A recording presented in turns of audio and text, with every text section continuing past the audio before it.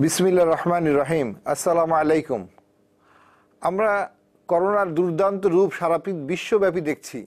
এ যেন এক বাজ পাখি যেমন একটা অসতর্ক মাছকে ছোঁ মেরে তুলে নিয়ে যায়, ঠিক তেমনি করোনা আক্রান্ত রোগীগুলোকে হঠাৎ হঠাৎ ছোঁ মেরে নিয়ে চলে যাচ্ছে। আমরা কিছুই করতে পারছি না। আমাদের সমস্ত চিকিৎসা ব্যবস্থা সমস্ত কিছু অসহায় হয়ে তাকিয়ে থাকছে। তার কারণ আমরা এখনও এটা সম্পর্কে যতটা সতর্ক হওয়া দরকার তা হই নাই। আমাদের যেভাবে হ্যান্ড ওয়াশ, হ্যান্ড হাইজিন, সামাজিক দূরত্ব বা রেসপিরেটরি হাইজিন, কাশি হাঁচিকে জন্য মাস্ক পরা বলা হচ্ছে, আমরা সেভাবে করছি না। আর করলেও আমরা বুঝতেই পারছি না কিভাবে একজনের থেকে একজন ছড়িয়ে যাচ্ছে। আমাদের চিকিৎসার উদ্দেশ্য হচ্ছে দুইটা। প্রথম উদ্দেশ্য হচ্ছে ডেথ রেট জিরো করতে হবে, যে মানুষ আক্রান্ত হলেও মারা যাবে না। দ্বিতীয় উদ্দেশ্য হচ্ছে কমিউনিটি ট্রান্সমিশন জিরো করতে হবে, যে একজন থেকে আরেকজনের কমিউনিটি ট্রান্সমিশন হবে না। আমাদের এই দুইটা উদ্দেশ্যের প্রথমটা আগে আমাদের অ্যাচিভ করার চেষ্টা করতে হবে। যেই আক্রান্ত হোক না কেন, আমরা যদি আর্লি চিকিৎসা শুরু করতে পারি তাহলেই আমরা মৃত্যুকে থেকে জিরো করে নিয়ে আসতে পারবো, মৃত্যু হারকে জিরো করে নিয়ে আসতে পারবো। এই কারণে আজকে আমাদের চিকিৎসা ব্যবস্থাকে কিছুটা হলেও ঢেলে সাজাতে হবে।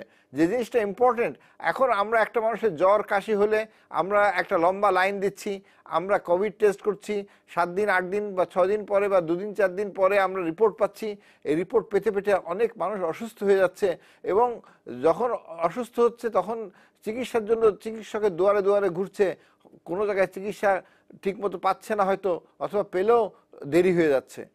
আমরা এই জিনিসগুলোকে উত্তরণের জন্য যে জিনিসটা করতে হবে, একটা মানুষের জ্বর, তার সাথে কাশি, বুকে শ্বাসকষ্ট অনুভব করছে, আমাদের যে জিনিসটা প্রয়োজন, ডাক্তার যদি একটা চেস্ট এক্সরে, একটা সিবিসি আর সিআরপি এরকম সাধারণ কিছু টেস্ট করে নেয়, যেটা গ্রামে গঞ্জে যে কোনো জায়গায় করা সম্ভব।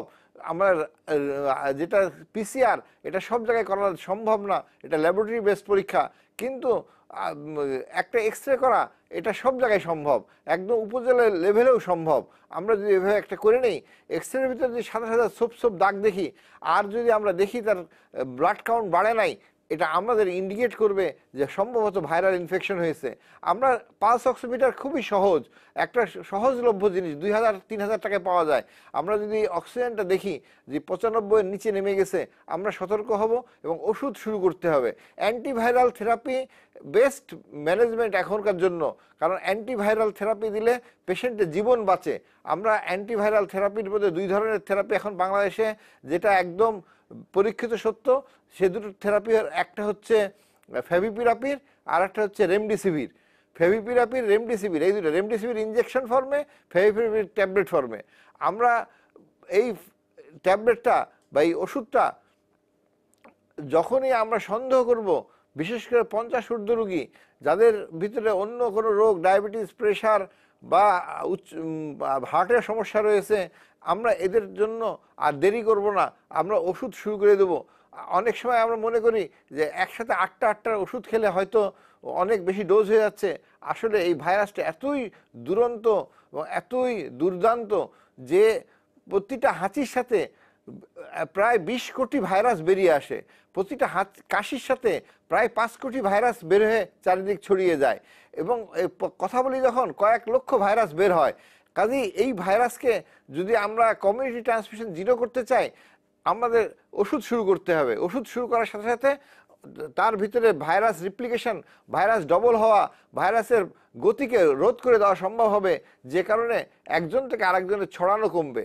আমাদের চিকিৎসার টার্গেট শুধু ওই পেশেন্টটা নয়, সে পেশেন্টের জীবন বাঁচানো, সাথে সাথে আশেপাশে মানুষকেও বাঁচানো এই ভাইরাস থেকে।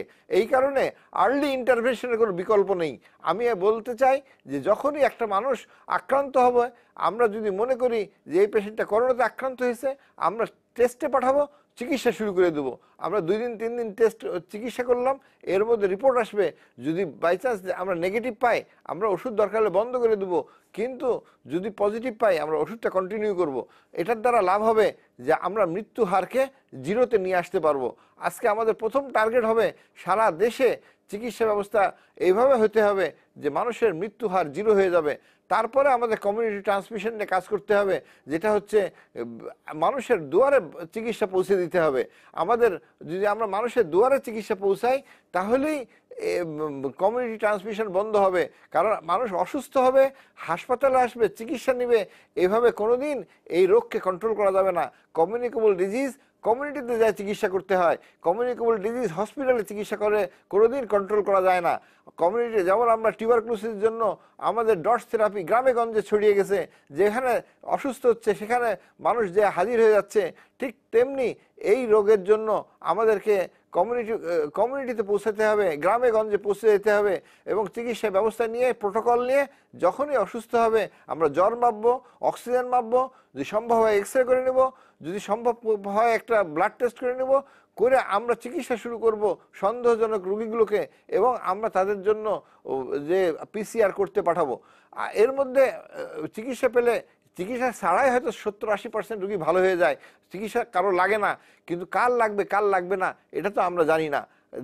আমরা এই অপেক্ষা করতে যে বহু পেশেন্ট হারিয়েছি, আমাদের অনেক চিকিৎসককে হারিয়েছি, আমাদের অনেক শিক্ষককে হারিয়েছি, কাজেই আমরা আর হারাতে চাই না।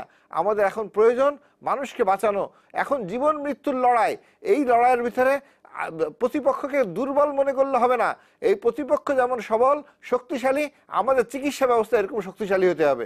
আমরা যদি সঠিকভাবে চিকিৎসা দেই কোনো পেশেন্ট মারা যাওয়ার কথা না, কিন্তু আমাদের দুর্বলতা হচ্ছে আমরা কনজারভেটিভ থেরাপি করতেছি, 5 দিন 7 দিন 10 দিন দেখছি, যখন শ্বাসকষ্ট শুরু হচ্ছে তখন আমরা দৌড়াদৌড়ি শুরু করছি, তখন আর আমাদের হাতে কিছু করার থাকছে না।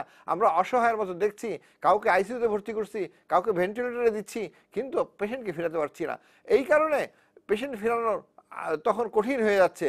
এই কারণে আমাদের প্রয়োজন আর্লি চিকিৎসা ব্যবস্থা, আমাদের আর্লি ইন্টারভেনশন। চিকিৎসার সন্দেহ হলো আমাদের কোনো না কোনো চিকিৎসা, 40-এর নিচের বয়স আমরা আইভারমেকটিন শুরু করতে পারি, বা প্যারাসিটামল দিচ্ছি, আইভারমেকটিন দিচ্ছি, অবজার্ভ করতেছি, অক্সিজেন স্যাচুরেশন রেগুলার মাপতেছি, এবং অক্সিজেন স্যাচুরেশন 95-এর নিচে এসে গেছে, আমরা অ্যান্টিভাইরাল থেরাপি শুরু করব। অ্যান্টিভাইরাল থেরাপি মানুষের জীবনকে বাঁচাতে সাহায্য করে। কাজেই আমাদের স্লোগান হবে সারা দেশের করোনার কারণে মৃত্যু হারকে 0 করতে হবে, আর এই জন্য আমাদের সবাইকে একতাবদ্ধ হতে হবে। সব শ্রেণীর মানুষ যদি একত্র হয় এবং সতর্ক হয়, চিকিৎসা নেয়, তাহলে এই বাজবাকির মতো ক্ষিপ্ত আর শক্তিশালী করোনা ভাইরাসকে আমরা কন্ট্রোল করতে পারবো। আমরা একদিন সেই স্বপ্নে সফল হব যে করোনা মুক্ত Bangladesh.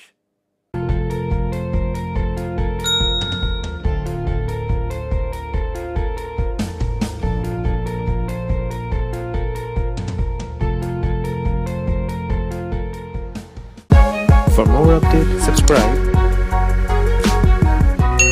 and press the bell icon on YouTube app and never miss another update.